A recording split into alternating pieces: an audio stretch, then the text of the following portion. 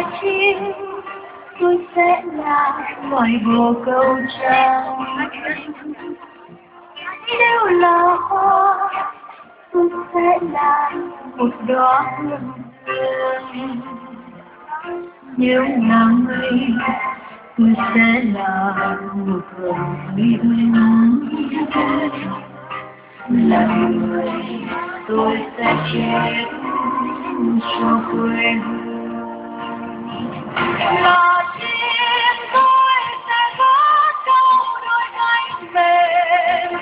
Từ Nam ra ngoài Bắc bao tình nối liền. Là hoa, tôi chờ tình yêu ban sớm.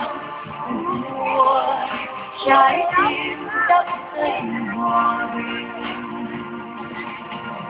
Là tôi theo làn gió, tôi bay khắp trời. Nhìn tôi hôm đó nên xin tiếp lời. Là người tình một lần khi nắng gió, thì anh nghe đứng lên tất cả ngọn cờ.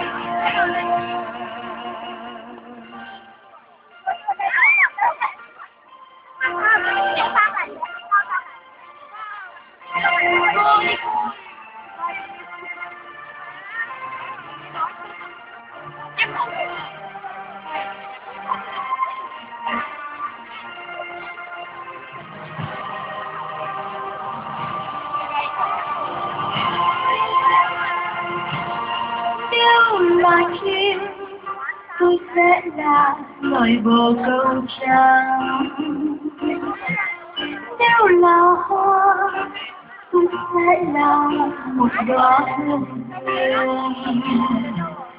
Nếu là mây, tôi sẽ là một vầng minh.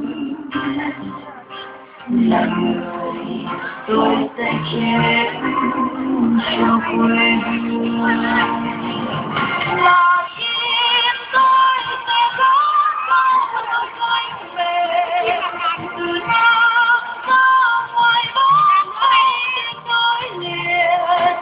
Là hoa, tôi chờ tình yêu ban sớm. Mùa trái tim đắp xanh hòa bình. Là người theo làn gió, tôi bay khắp trời. Nhìn tôi hôm đó nên xin tiếp lời. Là người tình một lần khi nắng gió, nhìn anh nghe đứng lên tất cả